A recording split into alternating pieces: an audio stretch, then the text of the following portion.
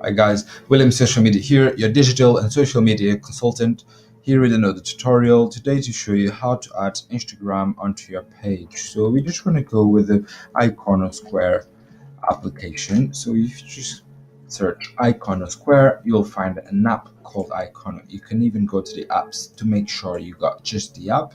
It's a blue icon like this, 10 monthly users, 10,000 monthly users. And we're just going to click to add. It will prompt you to choose which page of yours to add it. I will choose my own and I'm going to click to add Instagram feed. After that, it will prompt you to log into your Instagram.